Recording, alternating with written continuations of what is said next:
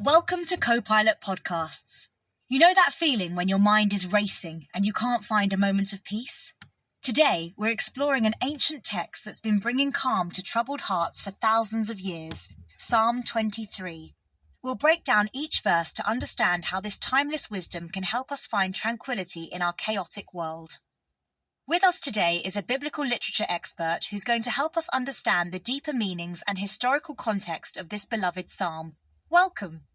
Thank you. It's wonderful to be here discussing such a profound text. Let's start with the basics. Can you tell us about the historical context of Psalm 23? Well, this psalm is traditionally attributed to David, who actually spent his early years as a shepherd before becoming king. This gives the imagery particular authenticity. He knew firsthand what it meant to care for sheep. Oh, so he's writing from direct experience? Exactly. And what's fascinating is that archaeological findings around Bethlehem, where David would have tended his flocks, show evidence of these green pastures he describes. That's incredible. So these weren't just poetic metaphors? Not at all. The landscape of ancient Judea had specific valleys that retained verdant grassland throughout much of the year. These would have been crucial for shepherds. Let's dive into the first verse. The Lord is my shepherd, I shall not want. What's the significance here? This opening line establishes a profound personal relationship. Notice it's not a shepherd or the shepherd, it's my shepherd. It's deeply intimate. And what about the I shall not want part? That's a declaration of complete provision. In the shepherd-sheep relationship, the sheep rely entirely on their shepherd for everything: food, water, protection. Moving to verse 2, he makes me lie down in green pastures, he leads me beside still waters. This is where many people find that sense of peace, right? Yes, and there's something really interesting in the Hebrew text here. The phrase still waters, mei menuchot, actually means waters of rest or waters of tranquility. That's beautiful. Why specifically still waters, though? Well, sheep are naturally fearful animals. They won't drink from rushing water. They need calm, still water to feel safe enough to drink. So it's really about creating conditions where we can find rest and nourishment? Exactly. And notice the phrase, he makes me lie down. Sheep only lie down when they feel completely safe and their needs are met. That's fascinating. Let's look at verse 3. He restores my soul. He leads me in paths of righteousness for his name's sake. This verse speaks to both spiritual and physical restoration. The Hebrew word for restore here means to bring back to the original intended state. Like a reset button for the soul? Exactly. And the paths of righteousness, these were literally the right paths that shepherds would use to lead their flocks safely. Now we come to perhaps the most famous verse. Yea, though I walk through the valley of the shadow of death, I will fear no evil.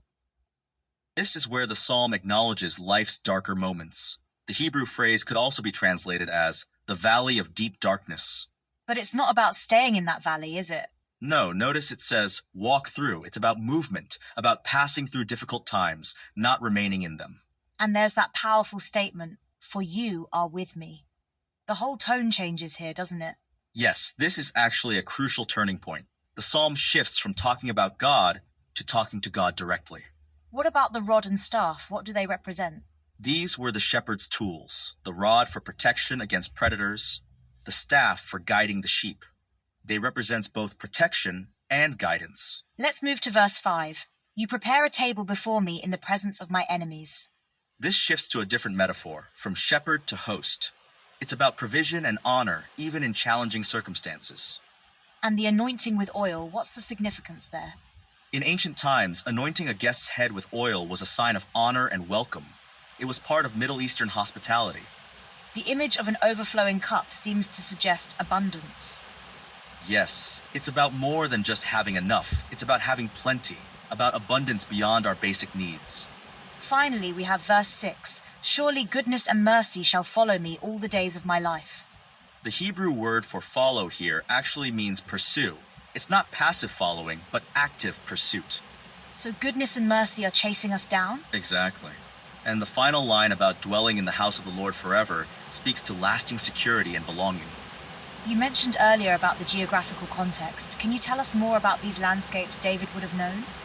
The hills around Bethlehem where David would have shepherded still exist today. They're characterized by limestone ridges with valleys that catch water and create fertile grazing areas. That really brings the psalm to life, doesn't it? Yes, and archaeological surveys have confirmed that these areas would have supported the kind of pastoral life described in the psalm. I understand this psalm has been used throughout history for meditation and stress relief. Yes, its imagery and rhythm make it particularly suitable for meditation. The progression from external peace to internal transformation is quite powerful. Can you explain that progression?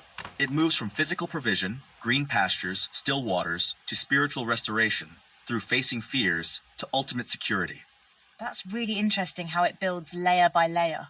And each layer addresses a different aspect of human need: physical, emotional, and spiritual. Let's talk about how people can practically apply these principles today. Well, one approach is to use the psalm structure as a meditation guide, moving through each verse slowly and reflectively. Almost like a journey through different aspects of peace. Exactly. Starting with external peace, then moving to internal peace, and finally to lasting peace. What strikes me is how this psalm acknowledges both the peaceful moments and the difficult ones. Yes, it's not about avoiding darkness, but finding peace even in its midst. That feels very relevant to our modern experience of anxiety and stress. Absolutely. The psalm offers a framework for finding tranquility without denying life's challenges. As we wrap up, what would you say is the key message of Psalm 23 for today's listeners? I'd say it's that true peace isn't about the absence of troubles, but about finding guidance and rest even in their midst. That's beautiful. And it's amazing how these ancient words still resonate so deeply today. They do, because they speak to universal human experiences and needs that haven't changed over millennia. Well, that brings us to the end of today's episode of Copilot Podcasts. Thank you for joining us on this journey through Psalm 23. Thank you. Remember, these words have been bringing peace to troubled hearts for thousands of years. They can do the same for us today. And with that timeless wisdom, we'll say goodbye. Until next time, may you find your own green pastures and still waters.